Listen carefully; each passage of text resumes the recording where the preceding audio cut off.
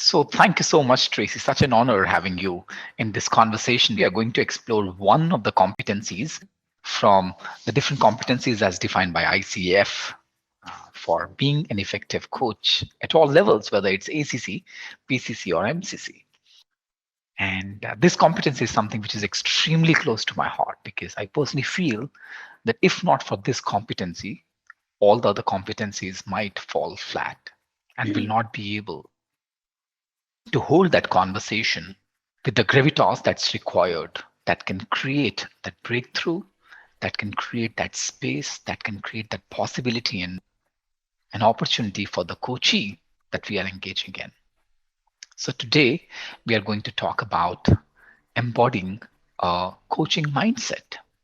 So thank you so much for accepting our invitation and helping us in exploring this competency. Oh, thank you. It's my absolute pleasure. And what a great competency to discuss. Absolutely, yes. So the way ICF defines the coaching mindset competency is like this, where a coach develops and maintains a mindset that is open, curious, flexible, and client centered. And of course, I would love to get into every specific word which is mentioned here, being open, being curious, flexible, and client centered. But before we get there, let's try and understand what does it mean when we say coaching mindset? What's your take on that? Thank you. I think my interpretation of this is that we're really inviting ourselves as coaches to go beyond the doing of coaching. The competencies that we have in terms of the behavioral skills of coaching are wonderful, and we know that they're underpinned by coaching psychology and a lot of research and evidence that shows that they work. However, if coaching was just about the doing, it could end up being perhaps slightly technical, slightly limited, slightly more transactional. And for me, the mindset piece is actually about saying that to really be the best coach I can be, it's not just about what I do. It's about how I am being when I'm doing the practice of coaching. That is something that we've not seen articulated quite so explicitly before. And so I think it's a fantastic addition because it's really saying coaching is not just about learning a set of skills, almost like a checklist that says, if I do all of these things, if I ask these questions and I listen, that will have a great conversation. And one of the things that we know from some aspects of coaching psychology is that one of the largest impacts into the success of a coaching engagement is the nature and quality of the relationship between the coach and their client. And so our mindset, our attitude, our stance, our state is going to have invariably an enormous impact on the nature and quality of that relationship. So I think this is I get very excited about this competency because I think it's a really interesting challenge, I guess, to us, that this is not about just applying a skill. This is about how are we being when we are applying that skill. Yeah. Tracy, thank you so much for bringing this word. And while I was listening to you, there are several words that caught my attention. One word that you mentioned being 4 times in the last 2 minutes conversation, would love to explore and double click on that. And also you mentioned about had it been technical, it would have been a different way of coaching people. Now, before we get into this part of the conversation, let's try and understand. When you're talking about and when you're creating a distinction between doing and being, I get it. I can experience that. I can feel it. And yet, every time when I make an attempt to explain it to someone, I think I falter. How would you create a distinction between doing coaching and being a coach? Yes, it's quite subtle, isn't it? I don't know if this is a good example, but let's see how it goes. Is what comes to my mind is, let's say I am someone who sells shoes for my profession. I could go through my day and my career going to work and having transactions with people every day to sell them a pair of brown shoes, black shoes, whatever it might be. And if I go through that day with an attitude of, I really want to help people find the right pair of shoes. I'm interested in why they want these shoes. I'm interested in what's the right fit of their shoes. I'm interested in how often do they buy a pair of shoes? How valuable will these shoes be for them? How much do they want to spend for those shoes? If I go to do my work with that level of interest and engagement, I'm going to give that customer, even though they're buying a pair of shoes, which we might say is just a transaction, I'm going to give that customer an experience that is going to enhance probably the process that we have gone through together, compared to if I just think, oh, here's another person, I'm going to pull a few shoes out and they'll buy one. So I think this is something about what is the attitude and the mindset that we're bringing when we go about our work. And one of the things that, I'm not saying that you don't have to have a good attitude when you sell shoes, because it's very helpful. But I think if you don't have an appropriate mindset as a coach, that's going to be very impactful. Because it's not just about what I say. It's not just about what I comment on. It's not just about what I ask. It's about what is going on for me in my thinking, my feeling, my responses that prompts me to ask those things.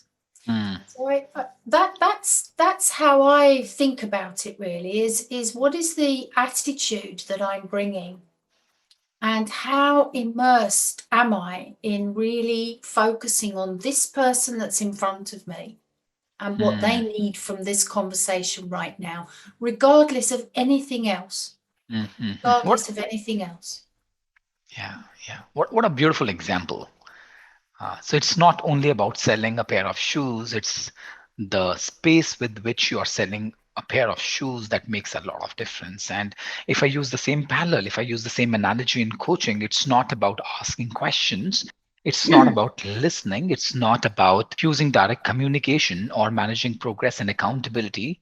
It's the space from where you're operating. And would it be a fair assumption to make, Tracy, that when we are talking about being, it also talks about the intentions and the space that you're holding?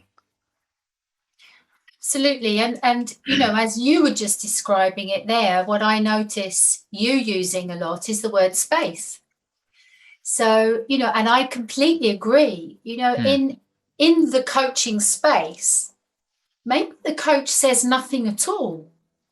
Maybe the coach doesn't actually do anything other than be with their client, other than sit with them, with the client's work, with the client's thoughts, with the client's feelings, with the client's situation, and sits with them to witness what that client is experiencing. So I think for me, that is the mindset piece. It's not about necessarily what I do, even though those things are, of course, valuable. But the mindset piece is, am I able to just step into a space that is going to be an optimal space for me to work with that person? And that space is going to be created equally by my energy, by my thoughts, my feelings, what's going on with me, as it is about my client, because we co-create that space together. And it's so beautiful because while I'm listening to you, I was also reflecting that I spoke about asking questions. I spoke about listening, I spoke about communication, I spoke about managing progress and accountability. I did not consider silence as an act of doing. And if I can use silence as an act of doing from a space of being, that silence could be so beautiful. That silence could communicate so much, which could be beyond and above the question, the best of the question that I might ask my coachee. So, Oh, I mean, how exciting is that? I've heard it said that silence is the most powerful question of all. hmm, Um, isn't that sometimes just what our clients need is a bit of silence to gather themselves, to gather their own thoughts? And if hmm, we're working on the basis that our clients are creative, resourceful, and whole, they don't need us to fix them. They don't need us to tell them what to do, to guide and advise them. That's not our role. And so if we go along that philosophy of coaching, which I think is underpinned by some aspects of, let's say, humanistic psychology, where there is a belief that every human being has a self-righting reflex, hmm, that given the optimal conditions, given the right circumstances, we can actually work most things out quite well for ourselves.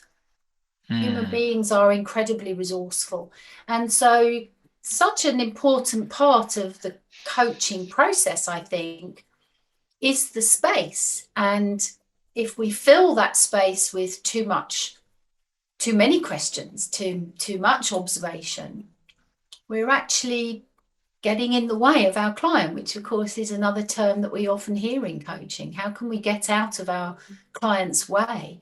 I think hmm, silence is a great way to do that. hmm, hmm, hmm.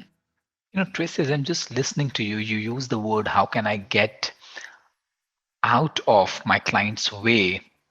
And you also use the word that in case we are too much full of our own questions or observations, let me just take one step backwards. At times, and I'll connect it back to the few words that we have used. One is the attitude from where you are asking questions. And also, we deliberated on the word space. Now, there are times when I am so much cluttered with my own uh, internal conversation that I'm having. It could be my fear, it could be my jealousy, it could be my hatred, it could be my anger, it could be my internal conversation where I'm creating or playing some really nasty games with somebody else. And when everything is going on inside my mind, I personally feel it actually hampers my clarity. I'm not being able to be fully present for the other person. Now, considering this situation that I've shared with you, how can I hold that attitude? How can I hold that space where my being is fully in alignment to the conversation that I'm having? So, what are your views? What could be the possible challenges apart from few challenges that I've shared, and what could be done to deal with them? Yes, well, I mean, I think you're asking the $1 million question, as they call it, because Shall I send you my account details, please? I think so. I think if we could just answer that one, it would be amazing, wouldn't it? Because the reality is, it's one thing to say, oh, we have to have this amazing coaching mindset, but that's not always easy because we are also human beings. We are just as prone potentially to the complexity, to the fear, to the worry, the confusion, the agitation, the bias, all of those things that our clients are. Just because we are coaches, it doesn't mean to say that we have elevated ourselves to another level that means we're not prone to human responses and feelings. Mm, So I think of this as being a work in progress. This is not something that is a switch. Um, Sometimes I see, I have coaches talking to me, and I notice this in myself that you think, okay, I have to get into my coaching mindset now because I've got a client in whatever amount of time, mm, which of course is an important practice to do, to connect and ground and calm ourselves.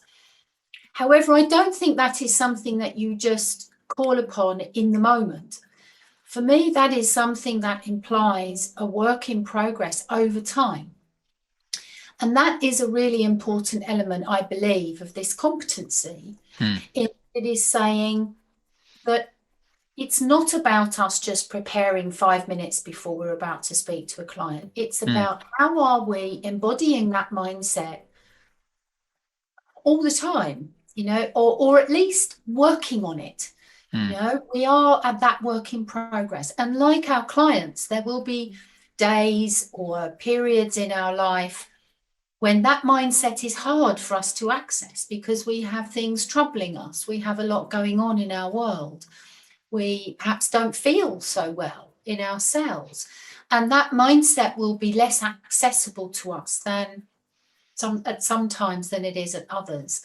And we know, if I go to the place of almost like a supervision kind of place on this, we know that there are times when perhaps as coaches, we probably would be better not to coach other people because our capacity to be truly present for them is sufficiently impeded that we cannot give them the fullness of the benefit of the work. And we know that this is highlighted in the code of ethics, that there are times if we're not able to connect with them in that way, we need to step back.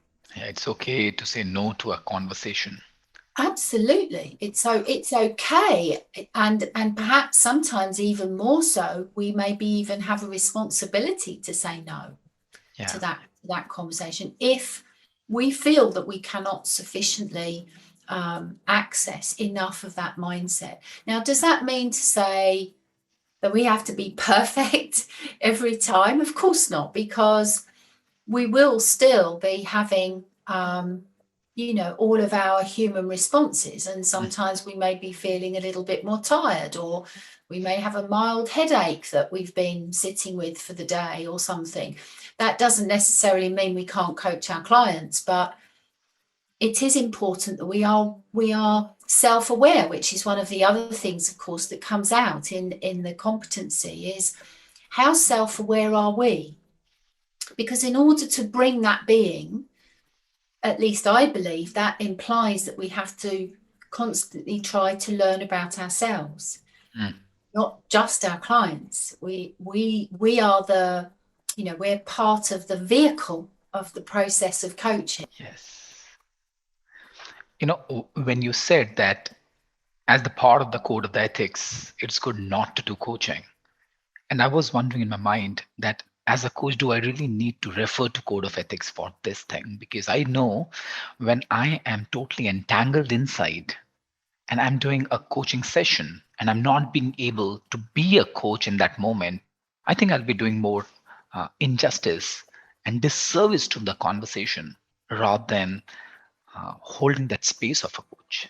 Yes, and I guess, that's why something like a code of ethics is there, isn't it? To support and protect our clients, but also to support and protect us, to say it is okay to say, let's reschedule and have this conversation a different day if we feel that we are not able to give that service to our clients.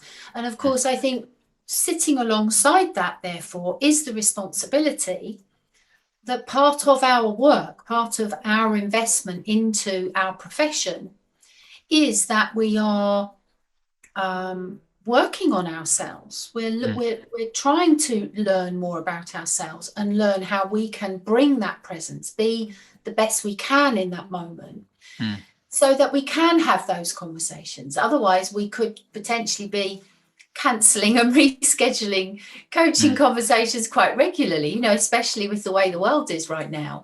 And of course, that's not the idea. The idea is that we can, part of the work that we do is not just learning the competencies and learning the doing of coaching, but it's part of the work that we do on an ongoing basis is to continue to work with ourselves, to nurture ourselves, to get to know ourselves, to know what our hooks are and our triggers are.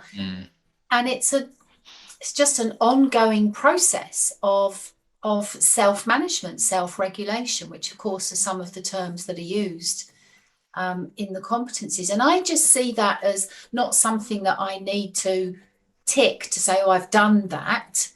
That's all the time. That's just something that is part of the practice on an Yeah. ongoing basis. Yeah. Yeah. Thank you for sharing this. It's not an act of doing, it's who you are in that conversation. That's one thing that I picked up. Another thing that caught my attention, and that's one subject that I really love listening about, learning about, when you use the word self awareness, and the other words that you use is uh, when am I getting hooked? Uh, Getting to know about yourself, learning about yourself, and also I heard you using the word presence. Now, would it be a fair assumption to make that the more self aware you are of yourself, the more present you would be in a conversation? It's a great question. I think, yes, I think it would. I think it's going to have a positive contribution. Absolutely. I think there's probably more ingredients to presence than just the self-awareness, but absolutely.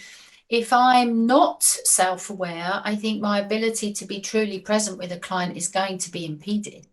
And so I think that self-awareness is pivotal, is very core to me being able to access myself, which is then coming into that state of presence with somebody else. And if my own state is out of my consciousness, then how do I know what I'm bringing in? So, and also you said that there are other ingredients to the term presence. What are the other ingredients of presence? One is self awareness, as you mentioned, that this is the pivotal point, very, very important element of being present and presence. What other things would you include in that? Just curious.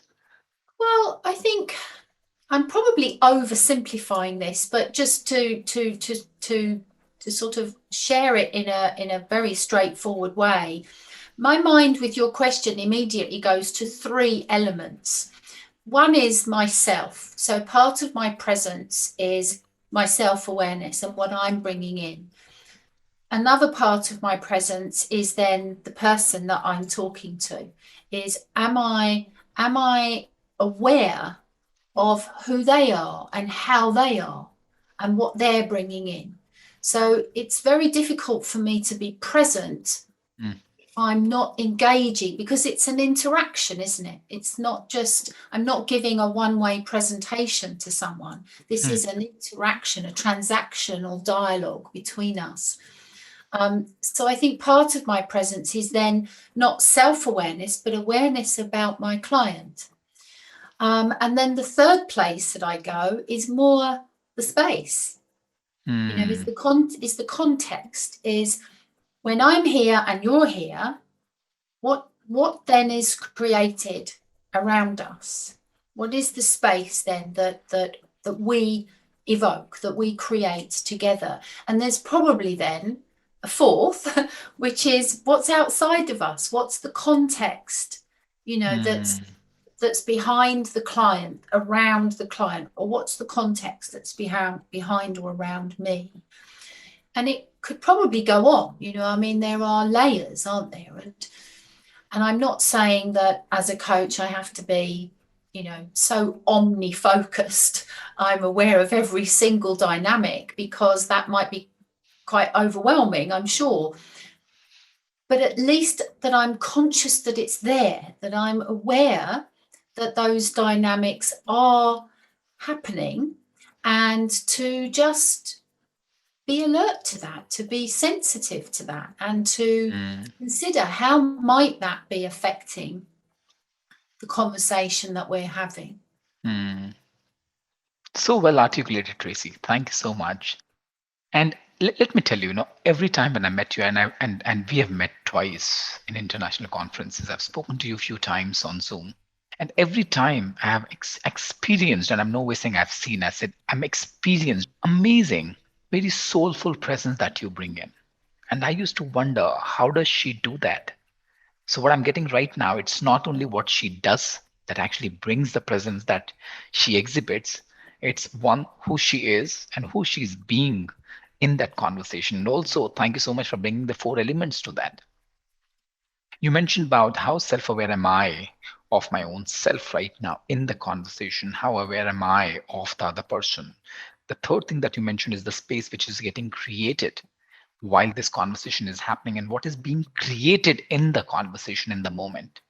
And the fourth point that you mentioned is what is beyond that space. And I think this is exactly what ICF mentioned as well when they say a coach remains aware and open to the influence of the context and the culture on self and others. Yeah. Is my understanding right? Most definitely. And I think that is a very important addition to how this is being articulated in the competencies, because these conversations that we have with our clients are not in isolation of everything else, are they? Even though we are creating the bubble, if you like, the coaching space, which is to have that privacy, that safety, that openness for the person to just have that lovely coaching space to share, to work through, to tap into that self-writing reflex, if you like, and strategize for themselves. We live in a big world that has dynamics on multiple levels, whether it's the physical world or the economic world, the spiritual world, the political world, the environmental world. All of these dynamics are where we're all sitting. We're all sitting in a context of something. And invariably, whatever it is that the client wants to take out of our coaching space into their world has to work in that world. And so I don't know that it's something that we can necessarily just ignore. So in a way, there's almost like a double element going on here, in that in one way, we want to create the bubble. We want to press pause in some ways on that world to just give the client, as someone like Nancy Klein would say, time to think, to just have that space to tap into their inner wisdom, their inner resources, to think and feel and come up with what they want to take forwards or what they want to do or achieve or be. But anything that's created in that bubble, in order for it to be truly successful for them, needs to be something they can integrate into their world. And I think we see that also in the competencies around how do we invite clients to consider how they will apply what they're noticing, what they're learning, because there's no point in having a coaching conversation where we leave inspired only to find that when we go back to quote unquote the real world, we hit a wall. So I think there's a realism that we also have to work with, even though coaching is, and quite rightly so, inviting us to tap into our fullest potential. There's also something about how can we bring that potential into our world, into our context or our situation. And so I think that element, being sensitive to that, which is often what is highlighted in the competencies, being sensitive to the client's context, belief, culture, ethnicity, background, circumstances, is a really important part of the mix. So well defined. I think this could be a great educational session for me to continue to learn what it means to go through all the ICF core competencies. So thank you so much, Tracy. Let's take one step ahead. Now, the way ICF has defined this competency called embodies a coaching mindset, one point which is mentioned here is a coach uses awareness of self, since we are talking about self, and one's intuition to benefit the client. Now, here's my question. First one, what does that mean when we are saying that uses awareness of self and intuition. Second one, how can I use my intuition and awareness of self for the benefit of the coaching?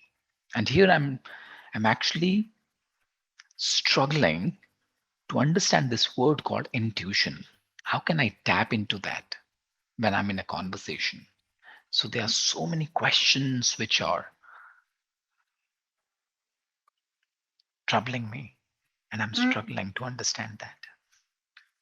Well, this is an intricate world, isn't it, that we're getting into now? And I think, where my mind goes, first of all, is what is intuition? And, that I think what's important here is to have a curiosity about what do we mean by intuition? How do we interpret, and what meaning do we give to that word? Precisely.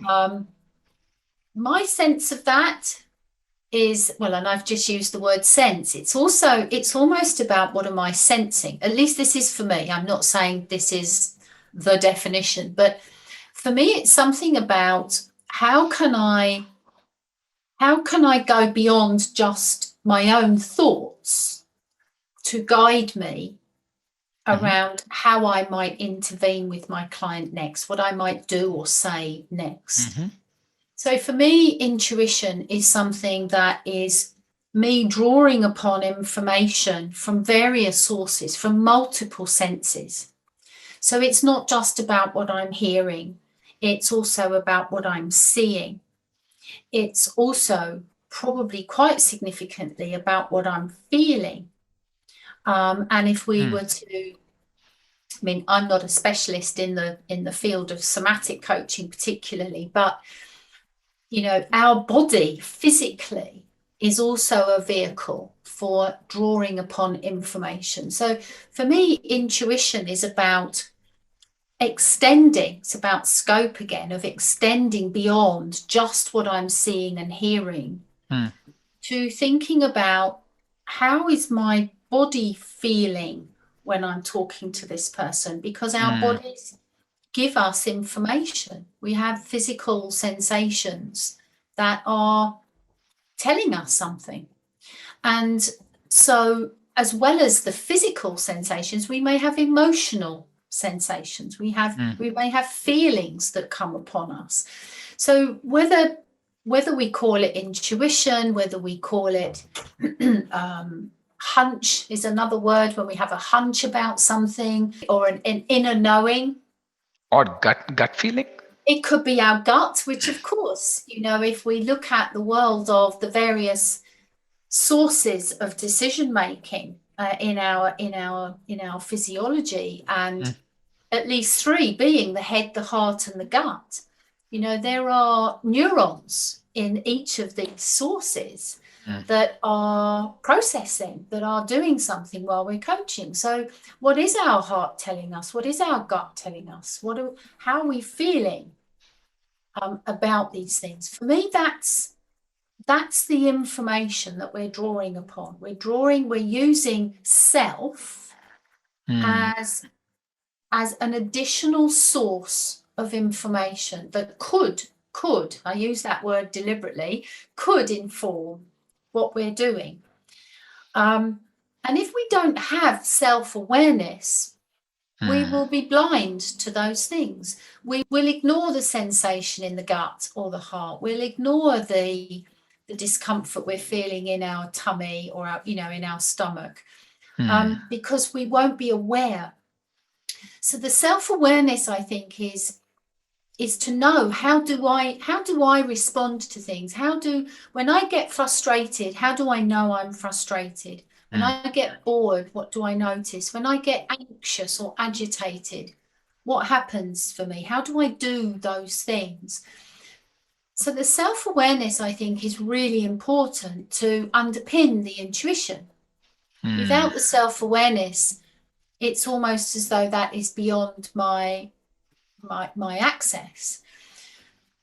But then the piece that I think is really interesting is, what do I do with my intuition? Because one of the things that we know from various pieces of research around intuition is sometimes it's very accurate, and sometimes it's very wrong, Yeah. very wrong. Could be Um, off track 100%.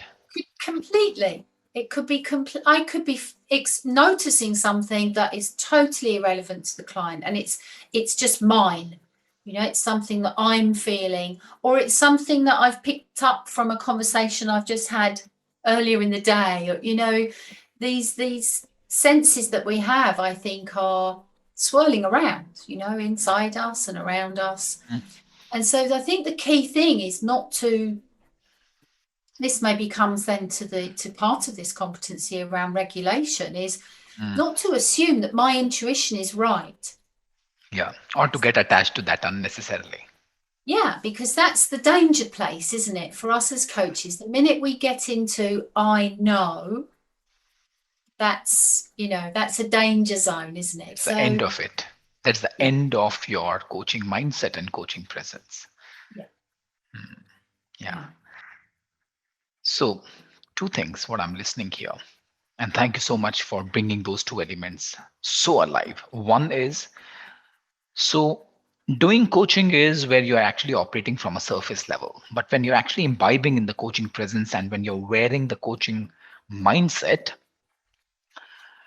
what is important and what is required is that how present are you of your own self? What's happening to you? And that's where it mentioned uses awareness of self and one's intuition to benefit the client. How aware am I? How present am I to what's happening to me right now in the moment? What am I sensing? What am I seeing? What I'm listening? What's happening in the gut? What's happening in the sensation? Somatically, what I'm going through. That's one part of it. And how present am I to the other person? Because that's really important, because unless I can calibrate what's happening, how the voice modulation is shifting, or how the color of the skin is shifting, or how the texture is shifting, or where the eyes are wavering, how's the other person speaking, and the pace of the speech, and the way he's sitting, the shoulders, the breath, I need to be fully present to that as well. So that's one thing that I'm picking up. Would it be easy? I'm not commenting that, because I believe it will take me some time. It will take me quite some time to be fully present and to get into the being of coaching. That's one part of it. I have another question, Tracy.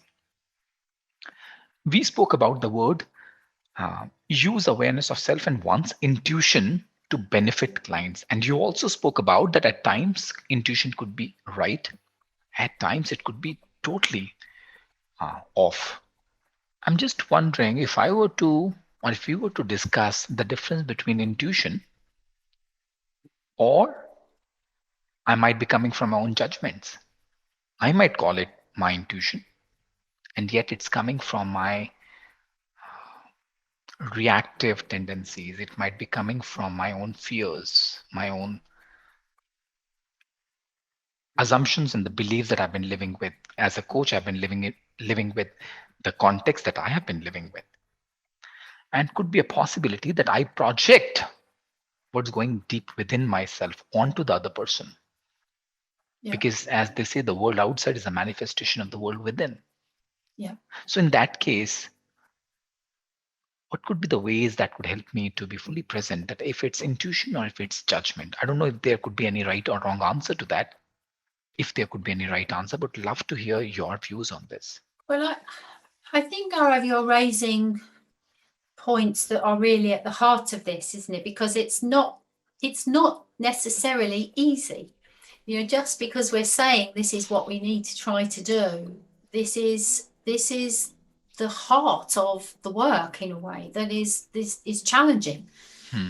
Um, I think a couple of things come to mind. Is first of all the word attachment or unattachment comes in here. That even if I share my intuition, there's something about me not allowing my intuition to flip over to a place of I know. It's to invite ourselves to keep it at this is just my intuition. Hmm. It's nothing else. It's a little bit like in meditation when we talk about thoughts that come to us. They're just thoughts. Yeah. And you Just use the word hunch. I love that word. It's just an hunch. just a hunch. It's not necessarily correct. It's not necessarily useful. It Yeah. just is. It just is something that I have noticed. And so I think how this goes back to mindset, what is my mindset therefore when I offer my hunch, when I offer my intuition? If I offer my intuition coming from a place of, I know I'm right and you ought to listen to this because I think I've got something valuable for you, Mm, that's a dangerous place to be. I mm, think it's not allowing a hunch or an intuition to suddenly explode into a fact, into a knowing. And that leap, I think human beings can make very quickly. We're really fast. We make judgments so rapidly. We're really fast to go from an intuition to that's the way it is. mm, And of course, that's part of what has helped us to survive for so many years because human beings are great problem solvers. We're wired to look for gaps. We're wired to notice things and then quickly and rapidly make decisions and choices. And in some ways, counterintuitively, perhaps in coaching, we're asking ourselves to unravel that and mm, say, no, slow down. Slow down. This is just your intuition. And I think the key here is to then remind ourselves it's also not our work, it's the client's work. So mm, it's not about whether we're right or wrong or whether our hunch is useful or not. There's something about it's just a noticing. I notice this, putting it into the space and letting it go. And it will either be mm. valuable or not. And if it's not, it doesn't matter. I just love it when you said that identifying that's not my work, that's the client's work. I think that's one point which ICF has mentioned that says acknowledges that the clients are responsible for their own choices. And in fact, this triggers one question for me. I've gone through this journey for myself. Do I have a to do list? Do I have a ready made document to refer to that I can refer to people? Probably not. There was a time when I used to jump and ask another question while listening to the other person. And at the end of the day, I would not mind to carry the other person's monkey on my shoulder. Today, when I teach people to become coaches, when I teach leaders to become coaches, I've come across a situation that there are people who have tendencies to jump the gun uh, and just jump into the conversation and carry the client's monkey on their shoulder. Coming back to what you mentioned, that they should really acknowledge and identify that's not their job, that's the job of the client. What advice would you offer to them, if there is any advice or any practice that you may want to recommend? I mean, once again, this is something that's important, but isn't necessarily always easy. I think there's two elements come to mind. One is unlearning almost how we add value or reframing how we add value, because in many cases, human beings are valued by what they know. They're Mm, valued by the contribution they bring from their knowledge, from their skill, from their qualifications, from their experience. And all of a sudden, with coaching, we're saying, well, we don't want any of that.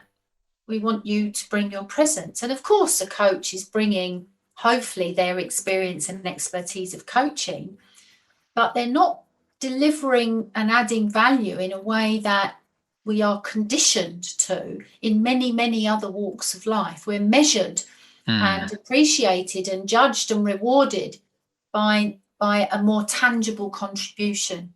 mm, And so I think the first thing that I try to encourage people to do and continue to encourage myself to do, that we're, as I said, we're all work in progress with this, is to remind myself that my role is not to add value in that way. And therefore, I think what I would offer up is for us to think about, therefore, how do I add value? so that I have, as a coach, as a professional practitioner, I am clear about the fact that my value comes from the space I enable, the trust that I nurture and cultivate, by the silence that I am comfortable inviting the client into or to sit with, by the fact that I can witness and be with the client's emotions and feelings without it triggering mine. That we add value in a different way. And sometimes I think it's important that we think about actively, almost perhaps even if we had a coaching session for ourselves, on how do I add value to my clients? And to get comfortable with that, because so many times I think we're still comparing ourselves to how we add value in a different walk of life, in a different role. And it's not the same. It's very different. And I think if we can genuinely connect with how that value is conveyed, it's very helpful, because one of the things that I do notice can happen is still that hook and that temptation to say, I need to help the client get an outcome. We haven't had a shift, and we get attached to the client's outcome because we need it for ourselves to give us the stroke almost that we've done something helpful. That is such a difficult cycle to get into, which I think is part of that work in progress. How can we be clear about the value that coaching brings? And do we really believe that? To really challenge ourselves, do we really believe that that is a valuable process, that is a valuable experience? Because if we don't truly buy into it and believe it ourselves, we're going to struggle, aren't we, to stay comfortable in that space of not knowing, perhaps not even knowing how that value was ever realized, because of course we know that quite often the work happens in between our coaching sessions. We may never fully know what the impact of that work was, and that's hard for human beings who have an ego that says we need to know that we're valuable, that we have a place, that we belong, and that we are valued in our context. So I think that's something that isn't always easy to do, and we have to work on quite regularly, probably.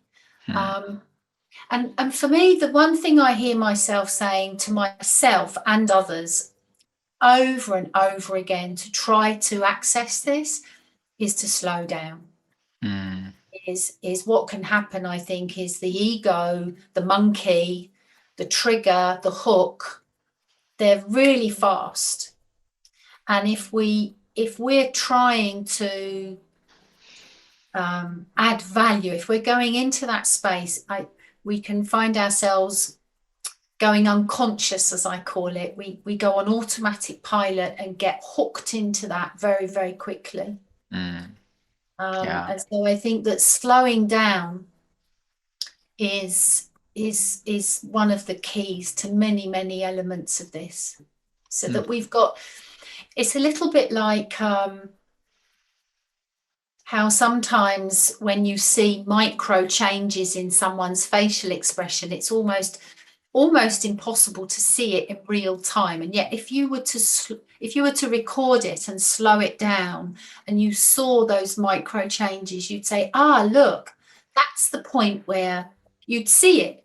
But in real time, it's gone. And my sort of vision for this, I guess, is how can we in some ways try to slow time down so that we notice more, not just notice what's happening in our clients, but notice more what's happening in ourselves. And for me, one of the great ways to try to slow time down is through silence. I often share with people that in coaching, slow is fast. But I think today what you just shared with me, it has given a very different definition to what I've been using, these three words for the longest period of time. And I think you have given a beautiful definition to that. That when we slow down, you can actually notice not only what's happening to the other person, you can also notice what's happening to you. And what part of it is coming from the other person, what part of it is coming through the other person, what's happening to you, so that you can use that awareness of self and intuition in service of your client. So I think that's so beautiful. Thank you so much for sharing that, Tracy. And Tracy, here's the last question. Now, we spoke about different layers of coaching mindset. Now, what advice, what actions, what practices would you offer to an individual that would help him to get to the coaching mindset? And I'll tell you why I'm asking you this question. Because while I was listening to you, it just suddenly dawned onto me that why people say that, hey, you know what? If I don't give an answer, what would they think of me? I've been a problem solver for the longest period of time. How could I not give a solution? What would happen? What would happen to my image? What would happen to my the avatar that I've been holding on to? I'm the vice president of so and so company. Why shouldn't I give an answer? Now that's one mindset. And the mindset that we have been talking about is very, very different. Mm. So from point A to point B, what are those practices? What are those action steps? What are those do's and don'ts, if you may recommend, that could help me to travel and traverse this path and imbibe that coaching mindset that we have been talking about? Yes, and I mean I can only share what I've experienced, if you like, because the last thing I could do is to step into a space of being an expert in this. I'm a work in progress, just like all of us. But I think there are probably lots of different things that we can do, and some things will work better for some people than others. Where I go to immediately is to actually give ourselves that reflective space in the same way that we give that space to our clients. Because if we're giving that space to them so that they can tap into their reflective, if we're giving that reflective space to our clients so that they can tap into their best self, why would we not give that to ourselves? I'm often surprised by how many coaches don't have a coach. And I think, of all people as coaches, wouldn't we want to have a coach to be able to have that reflective space to support our own ongoing access to this mindset? So I think reflective space is really important. Now, whether you do that in the formality of a coaching conversation with someone else is one option. But perhaps you do it by engaging in a peer group conversation where you're interacting with some other coaching colleagues and you're reflecting upon various elements of your coaching practice, what you've noticed about yourselves. And I think engaging with someone outside of yourself is a very useful element to this, because as we know from blind spots, if we only stay within our own thinking, we're only going to see a certain element of this. So I think some part of our reflective practice is quite useful to do by engaging with one or more other people, so that we can really understand what other people are seeing and noticing in us, and not just ourselves, which of course is one of the gifts that coaches can give to their clients, is that observational feedback. Supervision is another great way, I think, of extending our self-awareness, which is obviously more of a formal practice and an engagement with someone. Some people will engage with meditation. and mindfulness practices as a way of calming their mind and allowing themselves to notice something other than just the barrage of thoughts that we have going on every day, to learn to tap into our physiology, to our emotions. It could be journaling. There are some great self-coaching or reflective questions that we could ask ourselves and journal. And then for other people, perhaps it's going for a walk. That's one of the things I really like. One of my habits is I'm an early riser in the morning, so I go for a very early dawn walk. For me, it's the very best time of day. It's the time when the noise hasn't started, and I mean the physical noise, but also the noise in here. And it's an opportunity to be outside and to get some fresh air and to connect with myself. So I think there are many different practices, and I would really encourage people to try lots of different ways. Variety is the spice of life, and to try different ways to work out how can I tap into myself. How is a way of doing that? Yeah. So variety is the spice of life, and the question is, how can I tap into myself? So the 6 points that I picked up from this conversation, Tracy, is there's the first one is accepting that we are a work in progress. At the end of the day, it's a journey of a lifetime. I often share with people the journey of a coach is a journey of a lifetime. It's like climbing a mountain without the top. So you continue to walk, and the more you walk, the more you climb, the more you realize that there's so much work that I need to undergo for myself before I show up being a coach for anyone else. The second one is creating reflective space. And interestingly, when you said uh, engaging with others, and there you use the word coach, and I heard somewhere have a couch for yourself. I said, that's interesting. Even I should have a couch that could help me to reflect for myself. Why not? So that's my addition to that. But what I'm listening is the first point is accepting that we all are work in progress. The second one is reflecting. What's working, what might work even better. The third one is engaging with somebody, engaging with one, two, three people that could help us to bring out aliveness to the blind spots probably that I'm operating from. And one such way is supervision.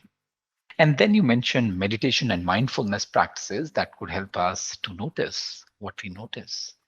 And then you spoke about journaling, another way of self reflection and walking. And I'm sure, as you mentioned, variety is the spice of life. I'm sure all of us would have different ways, but thank you so much for adding these 6 elements to the variety. And so, thank you so much, Tracy. Just for everyone's benefit, let me just revisit the points that ICF has defined it. It says a coach embodies a coaching mindset. By definition, it is a coach develops and maintains a mindset that is open, curious, flexible, and client centered. And that's exactly what Tracy spoke about, that being fully present to the other person, being curious, and not getting attached to any intuition that you've been talking about. I think that's exactly what she spoke about being flexible. And at the end of the day, let's identify, please recognize that the work should be done by the client. You don't need to carry the other person's monkey on your shoulder and then feel good or bad about that.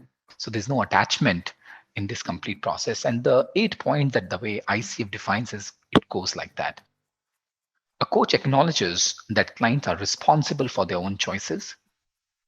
A coach engages in ongoing learning and development as a coach. I think that is exactly what Tracy meant when she said that please do add more variety to your life. It'll only going to add more spice, and the different practices from mindfulness to sitting on a couch and having a coach, going for a walk, or indulging into meditation practices. The point number 3 is a coach develops an ongoing reflective practice to enhance one's coaching. Point number 4 is a coach remains aware of and open to the influence of context and culture on self and others. A coach uses awareness of self and one's intuition to benefit clients. A coach develops and maintains the ability to regulate one's emotions. A coach mentally and emotionally prepares for sessions. and a coach seeks help from outside sources when necessary. So, thank you so much, Tracy, for elucidating us with your wisdom, with your experience and expertise. And I must tell you that you do wear that coaching mindset every moment. And I'm always enthralled with the present that you bring in. So thank you so much. Very, very humbled. And I didn't only learn from what you said, but I learned a lot from who you were in the conversation and the presence that you held for all of us. Thank you so much. Oh, thank you. Thank you so much. It's been absolutely delightful to talk to you.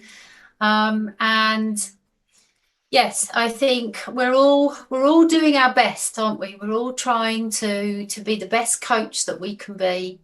And I'm also very humbled, therefore, by coaches that take that lifelong journey, because it is a lifelong journey. Like you said, the mountain doesn't necessarily have a top. And we are all work in progress. We're human beings, just like our clients. So we need to try to keep working on our craft. Thank you and look forward to interact with you soon. Take care. Me too. Thank you so much. Thank you.